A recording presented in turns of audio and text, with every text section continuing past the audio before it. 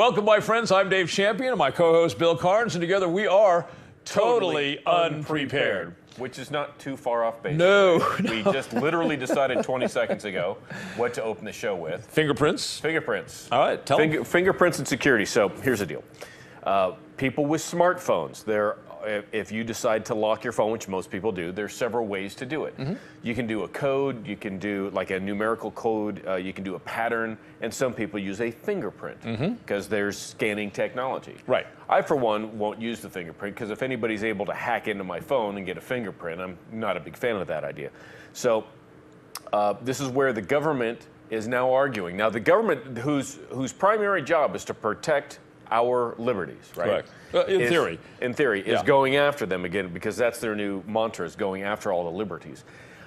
What they're now going to be arguing in court is that the court cannot compel you to divulge a digit or a password, but they do want to be able to compel you to provide a fingerprint or thumbprint. Yes, there was a Supreme Court case that was not dealing with cell phones, a handful of years ago, I forget exactly, it was 2008, I think it was, where the Supreme Court said that to divulge a series of digits only known to the defendant would be to require him to violate the Fifth Amendment right against self-incrimination. Okay? I need to get into this. Okay? If it requires me, I'm the defendant, to surrender a series of digits in the correct order, then that is protected under the Fifth Amendment. While they weren't specifically addressing encryption and they weren't specifically addressing mobile devices, nevertheless, it would seem that it's not far between the two. So, in other words, to make the argument, it's a violation of the Fifth Amendment to force me to divulge a series of digits for that device, but not for this device. That doesn't make any sense. Right. So the prevailing wisdom amongst constitutional scholars is that case will evolve into encryption. Of course, the government's not too fond of that. Of course, now we have, as you pointed out, the fingerprint option. Hold your thumb there for a second or two, and it unlocks the phone. Yeah, on mobile phones, on iPads, all kinds of devices, even touchscreen computers now. Right, and of course there's ones I've seen, I think it's the Android one, where you just do this, you make some swirly motion on the screen, but it's got to be the right swirly motion. So the government is now claiming that the fingerprint option is not constitutionally protected, and that if they know that you're using the fingerprint technique, or perhaps they have information that would lead them to believe that you allowed my fingerprint to be like a backup to yours, they can subpoena me to put my fingerprint. They can get a warrant to have me put my fingerprint on the device and unlock the device. My response is to the government, kiss my backside. But this goes back to this battle that's been going on where the government feels that because it wants to get information, privacy in whatever form should no longer be relevant. And of course, encryption has, because the government before, we believe that evidence of wrongdoing is in that filing cabinet. I get a warrant. The warrant is specific as to the place to be searched and what is to be searched for. And remember, in the academy, they used to teach us, if you're looking for an elephant, you can't look in a drawer. Right. Okay. I don't know if they taught that in yours, but that was the exact example. But if you're looking for, say, a handgun, right, any place that a handgun can fit is open. Right. So, but they would have to say, if they thought it was, their informant had told them that the information they were seeking was in these filing cabinets, it would have to say, we intend to search the filing cabinets and any other locations where these files, any other in storage where these files might be found within the physical address. Sure. Yeah, the target address. It was very specific. But now what the government is saying is, because this is now, in many ways, it's the ultimate filing cabinet, and not just a filing cabinet for documents, it's a filing cabinet for contacts, photos, phone numbers, email addresses. More computing power than the Apollo space missions that landed us on the moon and brought us back. There you go. And so now what the government is saying is, we can subpoena you, or I'm sorry, we can get a warrant for you to make you do this, and if you don't, we can lock you in jail. By the way, there was another case, we forgot to talk about this. There's another case where a gentleman has been in jail for 7 months now because the government used the All Writs Act to convince a judge that the judge had the power to compel this guy to give his encryption password. And he has said no. He is now 7.5 months in jail for contempt. He hasn't committed a crime. He's been accused of a crime. Now, he's been in jail on contempt on a case that the Supreme Court's already adjudicated. Is his defense attorney so horrible that he can't pull that up and say, hey, you know, this is what we're talking about here. This has already been, let my guy out. I don't know. Or did this check not clear the attorney's bank? I don't know what the attorney is doing about it, but clearly, as we've discussed when the All Writs Act was being used in opposition with Apple, the All Writs Act doesn't grant the courts any such authority. It's using a device which is wholly inapplicable to what the government wants, but they found this little niche. What was it from the 1892, the All Writs Act? They found this little niche, and they're convincing. By the way, I believe many federal judges are actually prosecutors in black robes. They're not really judges. Oh yeah, no, they're not the independent source. As a matter of fact, there's a friend of mine who, whenever he goes into court, generally like a traffic sort of thing, he'll ask the judge, before he enters into any sort of a plea, he'll ask the judge, who do you represent? And oftentimes, well, I represent the state of Nevada, or I represent the state of California, or wherever he is. Okay, so I understand that the prosecutor also represents that. So I believe in that case, is it even possible, based on your admission here in open court, that I could even possibly get a fair and impartial hearing? All right. So it's setting up. And you're right, a lot of judges, you experienced that in your civil tax case. Yes, I did. Absolutely. Well, it wasn't a civil tax case. I don't want to call it that because people think it pertained to my liability for income tax, which doesn't exist. Yes. It was the government trying to shut me up. It was a case trying to violate my First Amendment rights to speak the truth about the income tax. And that judge was in it to win it for the government. Oh, yeah. Before you ever walked into court. And he's a former government prosecutor, and they chose him carefully, which they do. Okay, the government has learned how to direct the cases they want to the judges they want, despite the fact that federal courts are supposed to have a lottery system. It's random. It's not. That's just a facade that they tell the public. There are many ways for the government to manipulate a case before a judge that they know will treat them favorably, and certainly Judge Percy Anderson was one of those judges. As I often say, he's nothing but the United States government's DOJ's little bitch in a black robe. Yeah, and that's you're right. Percy Anderson. I did learn that firsthand. But, you know, it's the 900-pound gorilla. It's the biggest guy on the block. So the fact that I came out as well as I did means I played things smartly. Let's talk about this case out of Oklahoma. Oh, yes. Very interesting. So this is a case where we have the government is trying to redefine a statute, to redefine force in a statute. Yes. The case stems from a bunch of people are out at a bar, they're drinking, partying, doing their thing. One girl that's a little too drunk ends up in a car with another guy that's supposed to take her home. Let's be clear. Then they pour her into the car. Pour her into the car, yes. Okay. So this guy's supposed to take her home. It then comes out that he sodomized her through the legal definition of that in Oklahoma, which was oral contact. Yes. So oral penetration with the penis, yes. to be legally factual. So now they're trying to read into the law something that doesn't actually exist, that the lawmakers didn't put into the law when they passed the law. Yes, and I think this is, you know, we so often take the government to task for its ill behavior. This is one of these cases where both courts, the trial court and the appellate court, got it right. And yet people are screaming bloody murder because the trial court refused to move forward with the case because force is defined in that statute. And taking advantage of somebody who is unconscious, as per the statute's definition, is not even addressed. Now, don't think that we're condoning this behavior by any means. Right.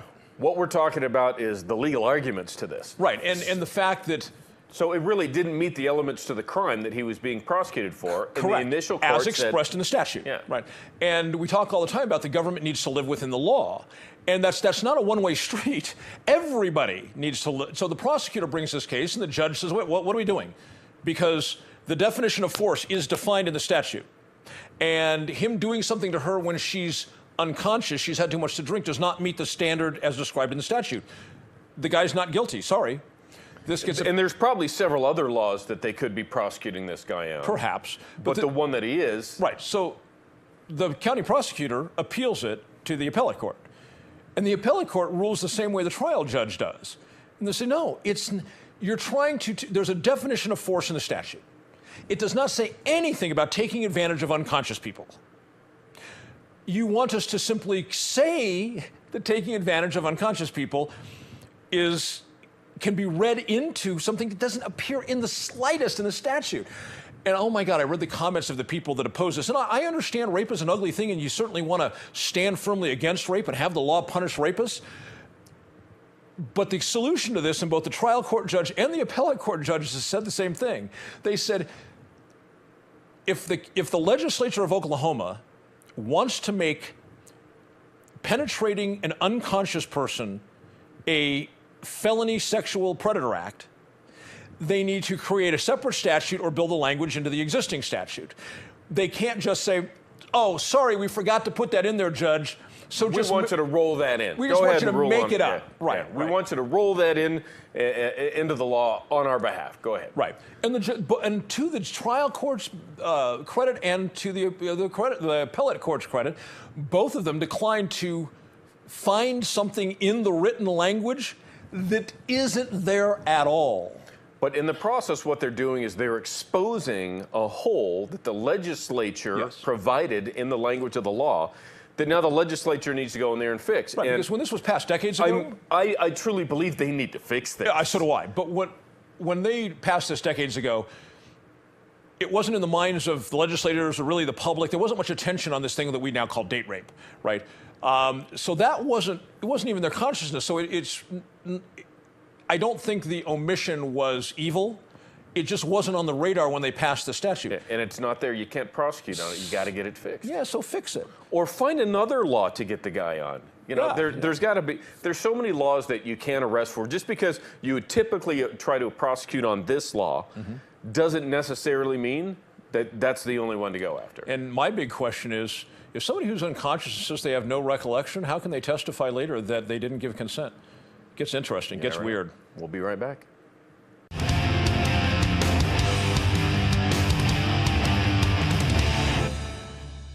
We are back, and now it's time for...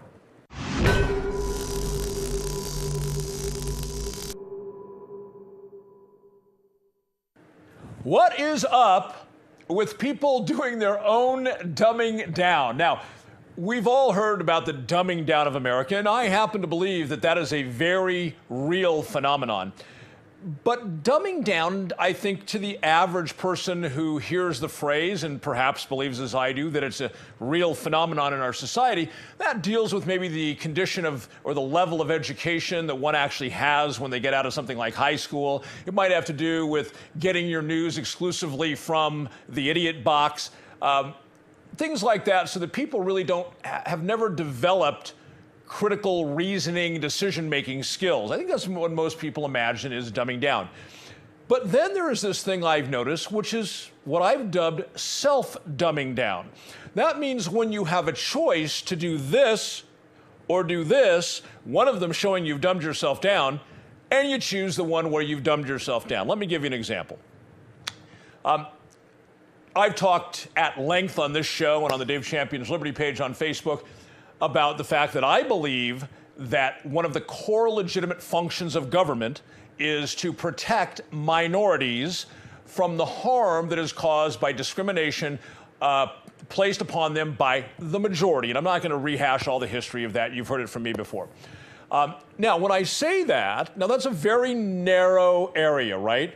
I believe that one of the government's primary core legitimate functions, as did Jefferson and Madison, by the way, believed that protecting the rights of the minority against having their rights voted away by the majority is a legitimate core function of government. Okay, so for that, I've had people call me a statist. Now, somebody recently called me that, and I said, all right, I'm not, so provide me with your definition of statist. Now, this is like any other word in the dictionary. It's not too challenging. We live in the time of the internet, right? You can even do it right here from your phone, right? to go out and you can punch a word up and get the online dictionaries from 20, 30 different sources that fast. So for somebody to provide a definition that is completely off the reservation, they have to choose to do it. And so this individual provided a definition. I'm not going to waste your time with what it was. And I looked at it.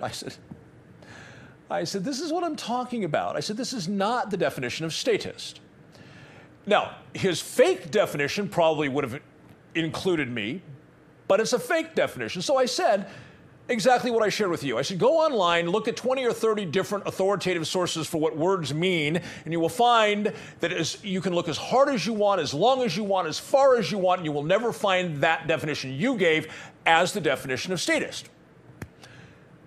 To which his surprising answer was, that's what I and my peers have decided it means, so what's in the dictionary doesn't matter.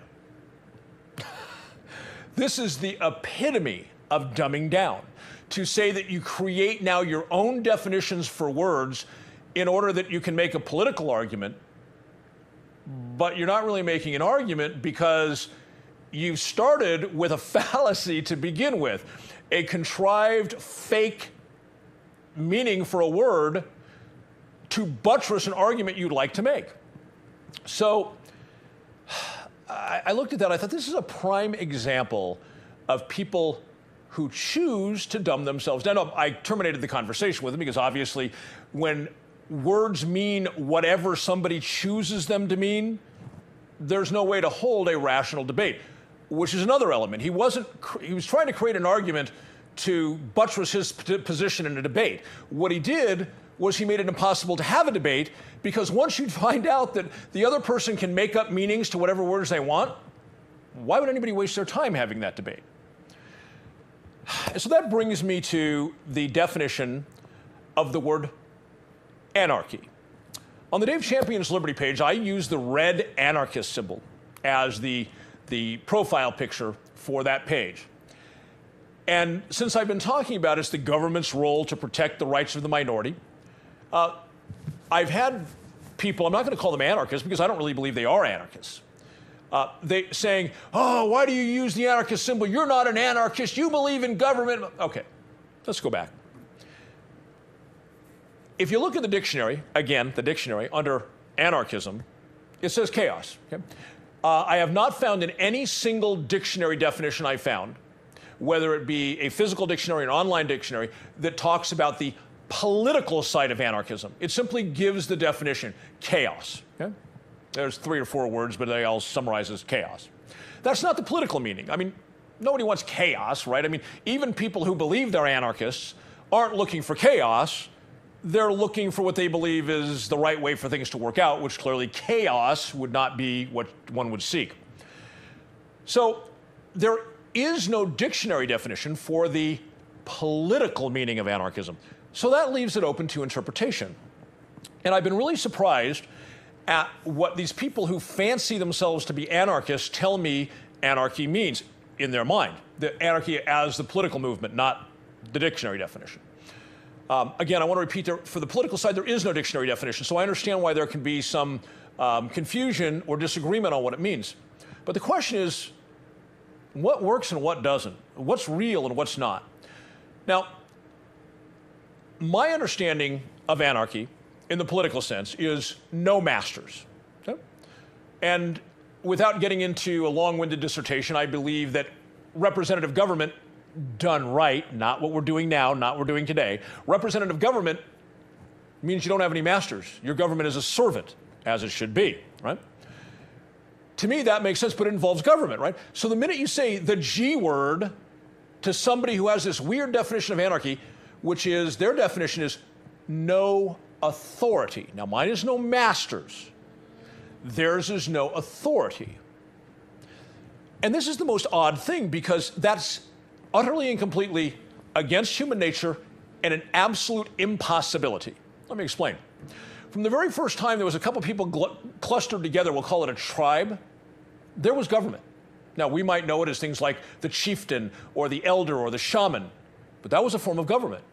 And as that group grew into, we'll call it a community, Government became a little more sophisticated. Now you had more elders, right? And one of them may be more senior to the other, and he was the chief. And then when that community grew to large enough and more complex enough that we might call it a society, well, then government got more complex to deal with the more complex issues of that society.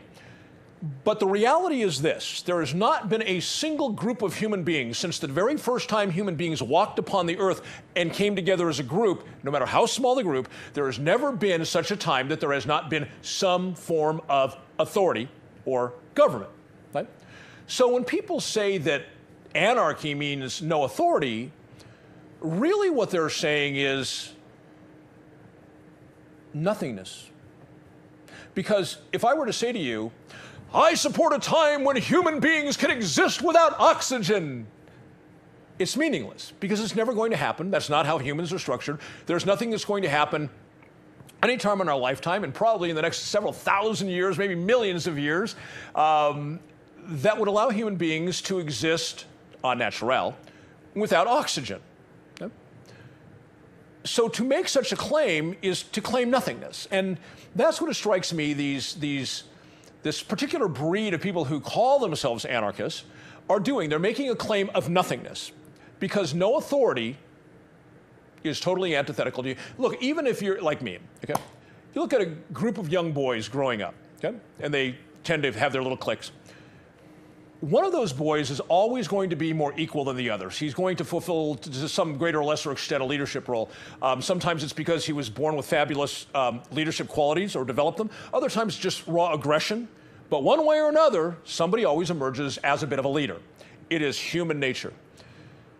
Now, my model of anarchy, anarchy in the political sense, is that through representative government and through limitations based on what I call the harm equation, and by the principle that no, we can't vote to give somebody authority we don't have. If I can't say, you can't paint your house chartreuse because that'll lower my property values. If I have no authority to tell that man what color he can paint his house, I can't then vote for somebody to go to the state capitol and make a law on my behalf saying he can't paint his house chartreuse. I can't delegate, which is what we do when we vote, can't delegate authority I don't have. So if we use that rule as a guiding principle, and then the harm equation as a guiding principle, both of these granting and limiting authority to the government, and we have a true representational government, then we have no masters, which conforms to my definition of anarchy, which is no masters, as opposed to this crazy nothingness concept of no authority. What are your thoughts on that, Bill? I like the word chartreuse. It's bright yellow, by the way. I think I'm going to name my daughter Chartreuse. Your daughter. What do you think? Which Is that one? a good girl's name? You're going to change one of their It'd have names? to be another one. Yeah. I'd have to have yet another. Yeah. I've got several. I may as well spit another daughter out. Start all over again, Bill. Yeah, there we go. I really grabbed a hold when you started your rant about people providing their own definition, saying, I don't care what anybody else defines a word as. This is my definition, so that's what you are. Yeah. That means I could call you chunky peanut butter, Dave, because I'm going to redefine chunky peanut butter. And chunky peanut butter is going to describe you and everything you stand for. It's no longer a wonderful thing on Ritz crackers and bread. No. You are chunky peanut butter. It's that same sort of mentality, which drives me up the wall. Yeah, and I question when people have this views, of anarchy that it's no authority, which to me, as I described, it's a nothingness principle. It brings nothing to the table. It's vacuous. Okay, and I notice there's a whole thing. There's a non-aggression principle. There's voluntarism. We've talked about these things even, and these are great directions for our personal compasses to point. Right? We don't want non-aggression principle, pretty cool, right? Voluntarism. Don't we wish that we could have a society where everybody participated as they should, to the extent they should voluntarily? Sure. Right? So these are great things to hold up as laudable goals. But just like these bizarre people who call themselves anarchists, the people who hold these theories as absolutes, that's the only way to do it. And voluntarism, nothing will ever be compelled from anybody, ever, because it's voluntarism. Well, once again, that's against human nature. Yeah, it's going to take some couch potato to screw things up. How many selfish people do we know? How many selfish people are in the world? You know, people use a couple of modern day examples of anarchy, and they refer to it as Afghanistan, pre our invasion in 2001, and also the... Which is inaccurate. Inaccurate, as well as Somalia, Mogadishu. Yeah. Because although there wasn't any formed regular government going on for the most part, right, especially in the Moog, you did have all of these tribal leaders and chieftains that were running things. Which I said at the very beginning. There's always a government of some form. There is. We'll be right back.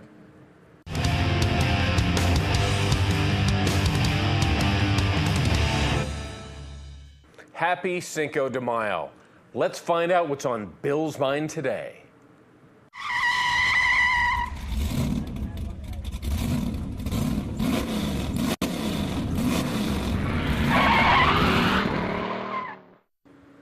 You know what really grinds my gears? When people talk about the federal government defunding some things, especially in states. Specifically in this case, what really caught my eye recently was we should defund sanctuary cities. Like if you agree, like and share if you agree on Facebook, whatever it might be. The federal government shouldn't be funding squat in any states, any cities, any towns, any counties. There should be no federal funding for that. So what happens is we send our money to Washington. Washington then redistributes it and sends it back with conditions. You might be aware, back in the 80s and 90s, and even into about 12 years ago or so, the federal government loves using their own form of racketeering, most commonly federal highway funds. There's a lot of highways in a lot of states, some more so than others, that are federal highways. Therefore, the funding to repair and keep those roads in order comes from the federal government. Now, there's no federal highway crews that go out there and work on these roads. No, you'll have either a state crew or, most commonly, the state will send those things out to bid, and a private company that wins the bid gets the money from the state to repair the roads, who in turn got it from the federal government, who in turn at one point or another got it from us. So, we need to end all of this sort of thing, because that money comes with conditions, specifically highway funds, right? It's to use on these highways in these areas, you got to spend this much, do it in this amount of time, do it in these areas, all of these conditions. So you might be driving on a completely crappy road in your town or a state highway, but the federal road that's actually still in pretty good shape because it's made of concrete, not asphalt, hasn't been beat up as bad, but yet they have to spend the money to do something on it, inconvenience us and not fix a regular road. Well, with that money comes with conditions. In this case, let's talk about sanctuary cities. Stop all federal funding of sanctuary cities. There's no city in America that should be federally funded for any of their operation. There are different government organizations and even some private organizations that get grant money from the federal government. Where does the federal government get all this money from? Us. They're not in business creating anything. They take it from business, from industry, from individuals. Then they decide what they want to do with it. They send it out, and from there they have stipulations. Again, back to this racketeering I started on a couple minutes ago. Nevada, the state of Nevada is the reason that we stopped the nationwide 55-mile-an-hour speed limit. They found a segment of roadway, the legislators passed it and said, we're going to designate this state roadway to be able to go, I think it was 65 or 70 miles an hour. I was on that roadway about 3 days after all of this. It was up in northern Nevada. As soon as the federal government found out that they had switched the speed limit signs out, they said, as long as you've got that, we're stopping all your federal highway funds. It's a state highway. It wasn't federally highway funded, but some of the interstates are Interstate 15, Interstate 80, big long tracks, especially 80 going all the way across northern Nevada. Well, we need highway funding for that. They said, nope, it's a form of racketeering. Down the tubes, that 65 or 70 mile an hour speed limit sign on that small stretch of road went. The government had to use executive authority to stop that.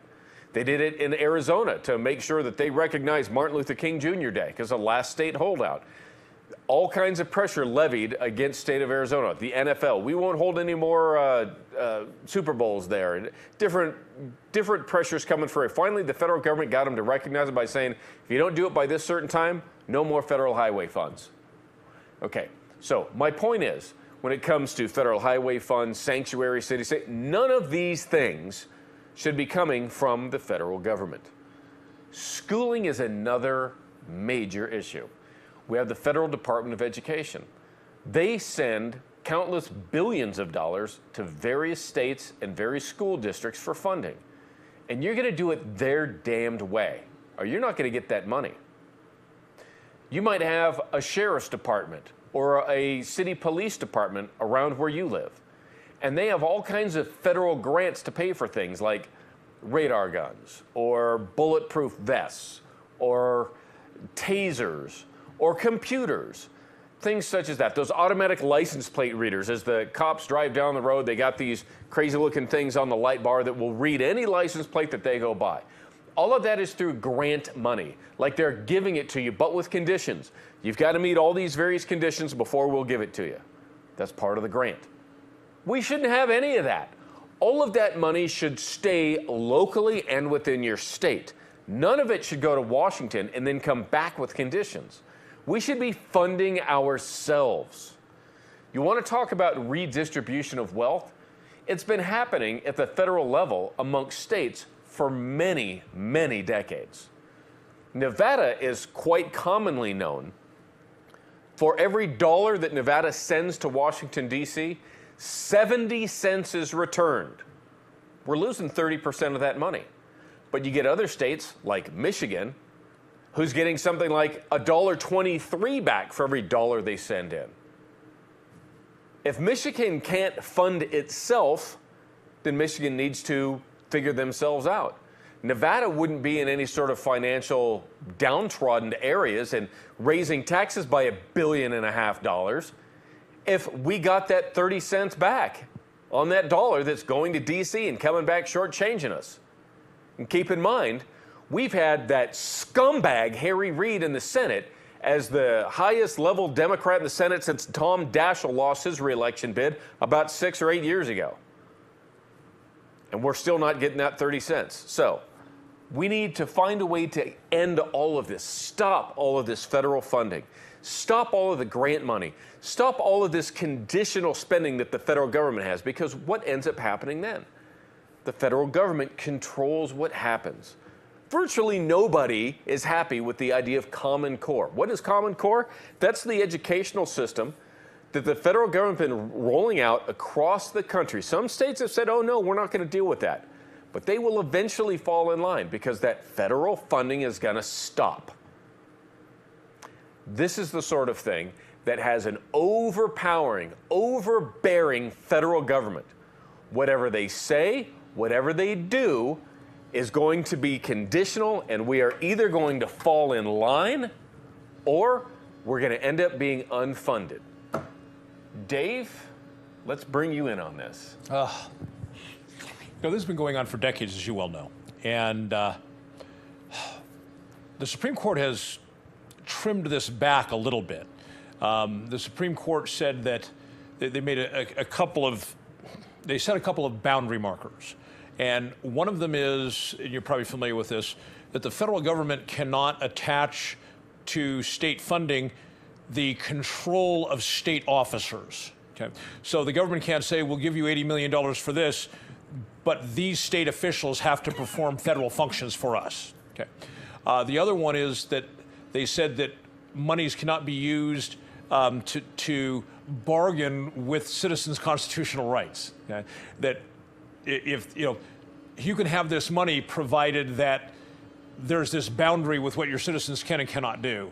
And if that boundary intrudes on their free exercise of their rights, and it can't provide any chilling effect, things like that. So they put some boundaries on it. You know what really bothers me about that? What's that? That actually had to go to the Supreme Court. Right. That it actually was an issue that fought its way through the court system. Yeah. That's what drives me a bit bonkers. And not to get off your topic, but what you're just describing is that lawyers in the federal system, it seems that when you work for the Department of Justice, you would think the job is to make sure, job one, job one, to make sure that the unalienable rights of the American citizens are respected and protected at all times.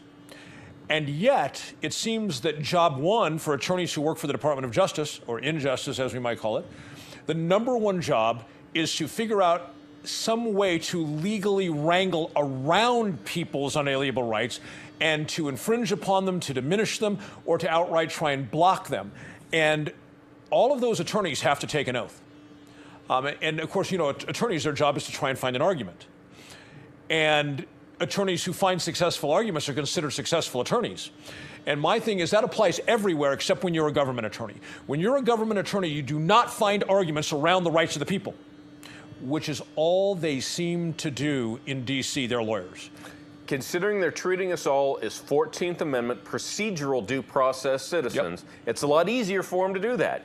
And to find an attorney who actually has the background and the knowledge to fight on behalf of citizens from their unalienable rights of an original class citizen is unheard of. They just don't exist. Well, you know, and ironically, if you look at some of the most notable cases that we could throw out throughout history, okay, it's never been the United States government arguing for the rights of the people. No. It's always somebody else like the NAACP, whether you like them or hate them. It's always been somebody like the NCCC, the ACLU, the Cato Institute, and who was the one that did the Heller case? Second Amendment Foundation. Was that, or were they Cato too? I think they were Second Amendment Foundation with Alan Gottlieb. So basically what we find when we look at these cases going back all the way to Brown v. Board of Education, it's rarely the government arguing for that the people's rights have to be respected.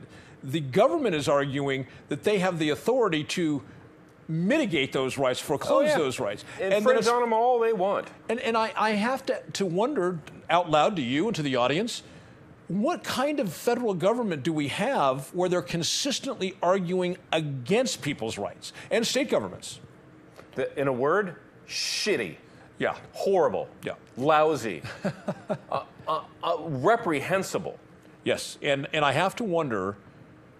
The oath means nothing anymore. We've taken that's what I was going to say. We seem to have found it acceptable now that somebody can stand there and put their hand on whatever, take an oath, walk into their office, and day in and day out violate that oath, and there is zero consequences. The oath has become a formality that has no meaning. I believe the oath should have the word obey in there. We're talking about things you do with the Constitution. And I believe there should be a felony penalty that is not too damn difficult to have to prove in the law that could be brought by private citizens to a grand jury the way it's supposed to work in order to get somebody prosecuted on that. A government official who has violated their oath. That's right. We'll be right back.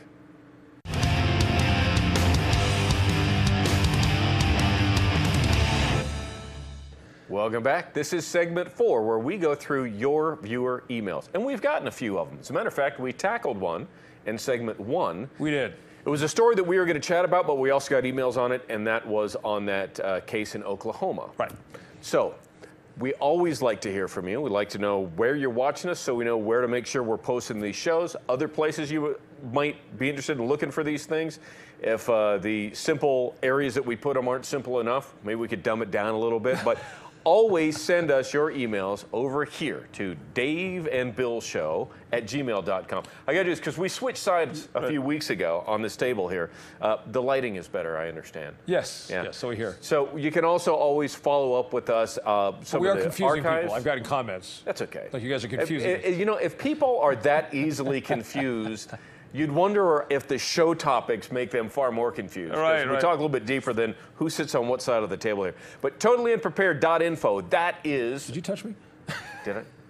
Totallyunprepared.info, that is where you can find all of our archives. So check that out. That's video, it's audio, it's all that other good stuff. I feel like a broken record. Every segment for up the same way. However... They need the information. We did have something come in. And I believe this might be because the organization Oath Keepers has taken a really big hit, starting with the Bundy incident a couple years ago. And they took a bit of a hit, of course, in this Oregon thing. And oh, let's not forget what severed my ties with them forever, which was them approaching Kim Davis, the county clerk down in whatever, and down in Kentucky, yeah. Down in Kentucky, Rowan County, Kentucky, and offering their services to protect her from the marshals. You know, when I signed on to Oath Keepers, it was about the 10 points in the Oath Keeper Pledge. Yeah. It was not about that kind of crazy stuff. Yeah, Stu Richards took a sharp left turn. Nothing for me. But there is Richard Mack, who has the Constitutional Sheriffs and Peace Officers Association, CSPSA. Yes. By the way, something like that. An aside, remember I mentioned a bit ago that one of the boundaries that's been put in place is that a federal program can't mandate state compliance of state officers to act in the stead of federal officers? Yes. The case that established that was his case. It was Prince Mack, him being Mack, the United States. Yes. That case established that precedent. Yeah, and I've met Richard Mack. You've met Richard Mack. Yeah. He's a really smart, very genuine guy that wants to see the government, the federal government, in its place, which is back in D.C., not messing with the people. It was supposed to be the government for the states to deal with if they had trouble. We're supposed to deal with local stuff. The local groups are supposed to deal with the states. The states are supposed to deal with the federal government. Now the federal government's dwindled down into our lives. So the CSPOA... And Richard is a very genuine person. Very genuine. They've been doing some pretty cool stuff. Carry on. Tell us. Well, the basic premise of the organization is encouraging chief executives of law enforcement agencies, excuse me, to adhere to their oath of office and take the correct steps that would be predicated on that oath, rather than the black words on white paper of the statute if they come in conflict. That the chief executive officer should always run his agency and command his staff to follow what he believes the Constitution dictates based on his oath. I took an oath. It doesn't matter what those guys up in the legislature said. They can vote, 51% of them can vote to make something the law. But if I, as the chief executive of this law enforcement agency, believe that law is unconstitutional, I should refuse to enforce it, and I should direct my staff that they shall not enforce it. Well, that's migrated down now, where originally the mission was the chief executive, the command level staff. That's migrated down now, not necessarily through his organization, but in general philosophy, it's migrated down now to a question of what should the individual deputies or police officers do. Should they have the freedom to not enforce a law if, based on their oath, they cannot see a way to reconcile this statute with their understanding of the Constitution?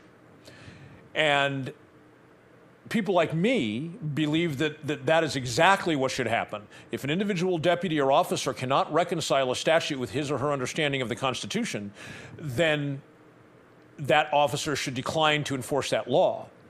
Those who oppose this position say that officers, if a court has decided something, we're not saying which court, a court, maybe it's just a trial court, which, as you know, is not terribly persuasive. Right. Trial courts get it wrong all the time. That a court has decided the question, then the officer must adhere to what the court's decision was. And my understanding of that is that even though the officer takes an oath in his individual capacity, we've talked about that officers are really nothing but enforcement agents of the state. Sure. They're almost like robots, but robots can't take oaths. So the actual moment they raise their hand, that's them, that's their brain, their heart, okay? That's not their role as an enforcement agent for the state. That's their personal oath. That's where they deviate from the robotic function of enforcement. And so what they're saying is that they should put their oath aside and do what the government says should be done, whether it's the legislative branch or the judicial branch, they being in the executive branch. But of course, even the president takes an oath to faithfully execute the laws. Well, faithfully is faithful to what? The Constitution. There you go. So what we have is the three branches of government. The legislature creates the laws. The executive, which is police in this case as well, they enforce the laws. The judicial interprets the laws. So I understand that. However, when you take an oath to uphold, protect, and defend the Constitution, and the legislature failed to do that when they passed a law, which is now a bad law, it is not, I look at things, the difference between legal and lawful. This is my definition. And the law draws a distinction as well. So it's legal means it went through the process. Lawful means it abides by the Constitution. No, or the natural law. Or the natural law. So within that realm, if you are an executive branch member, in this case we're talking about sheriffs or peace officers, that are supposed to enforce a law which is ridiculously against the Constitution. There's one, we saw a video, a guy back, I think he's in Arkansas, where he's living off of the grid. I saw the story. But this guy, the law in the city where he lives says you have to be connected to city utilities. That's the law. That's obviously goes against the grain because utilities weren't in existence when this country was founded. Sure. So to create that you have to do that, but you've provided for your own on that, it's taken care of, obviously there's a real problem with the constitutionality of that law. So there shouldn't be any code enforcements or police that are saying, yeah, I'm going to arrest you or take you away, whatever it might be. That right there is a perfect example of taking your oath and not enforcing a stupid law. May I give you a few other examples? Oh, certainly. It's a crime to collect rainwater on your own property. Oh, God. Okay. That's really big up in Oregon. They're prosecuting everyone for that. The raw milk issue. Yes, another. Now, considering the raw milk issue, let's talk about Nevada. Not the last legislative session in 2015, the one before that in 2013. A raw milk bill was passed by both houses of the state legislature unanimously.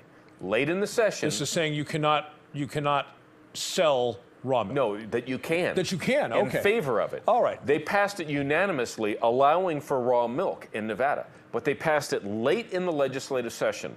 After the session ended, the governor vetoed it. Is this still Sandoval all the time? Yes. This guy, what a douche. Sandoval, I believe, means douche in Spanish, I believe. You know, he was also, he told his party henchmen in the Nevada Senate and the Nevada Assembly that under no circumstances were they to allow a constitutional carry bill to get to his desk. Right. He told him the same thing. This is the Senate. Michael Roberson. That's where he said it. That's where the big block was. He got a fair amount out of the Assembly, but more headstrong people in the Assembly. He told him the same thing about campus carry. Right. And the governor, where was it? Georgia? I think so. Just vetoed a campus carry bill. Yeah. And they always put the good stuff at the very end of the article, right? Because he says how pro-Second Amendment he is, right? That's his pitch. But you get down to the bottom and he says, if you speak to our law enforcement officials on university and college campuses, they say students carrying firearms would increase the difficulty of their job exponentially, especially in the case of a crisis. Okay. Why? It doesn't matter. They're the servants anyhow. Right. These are the friggin' puppets that work for us. They don't tell us. I gotta tell you, I'm not gonna have my friggin' cleaning lady and my gardener and my maintenance man telling me how to operate my friggin' house. Right. I am not gonna have the servants do that. And besides, not that I have any of those people, but let's say an active shooter scenario, which that's taken place in a few educational institutions, right? Here comes a guy walking down the hall with a shotgun. Press, okay?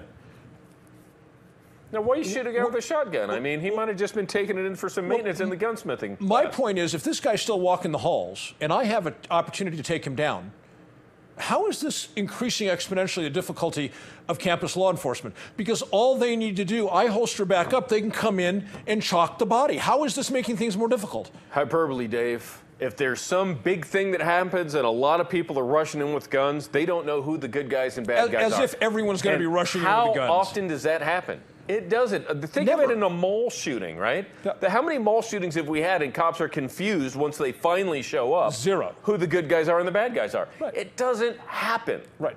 And the one, I think it was Washington or Oregon, the shooter was in the mall, concealed carrier pulled out his weapon, He aimed. I think he had a misfire. He stepped behind the pillar. The guy ran into a stairwell, and the bad guy ran into a stairwell and shot himself and ended the thing. But nobody else brought out a gun. There wasn't this, like you see in the comedy sketches where there's 100 people pull out their guns. It wasn't like that, and it was over. When the cops got there, all they had to do was talk to the guy. He said, "Yeah, I pulled out my gun and I had a misfire and holstered up, and the guy shot himself." Yeah, carry better ammo and a better gun, for God's sake. Right. I know a guy who had a brick thrown through his window, a big rock thrown through his window, knew that this sort of thing had been happening in his neighborhood, stayed up all night. Sure enough, about 5 o'clock in the morning, 3 thugs go to bust in. They see him through his sliding glass window. He pulls out his 1911 and shoots one. And he grabbed his old crappy 1911 that got a malfunction after the first round because he didn't want the cops to take his good 1911. I'm like, man, forget about that. Anyhow, we'll see you guys next week. Take care. Bye-bye.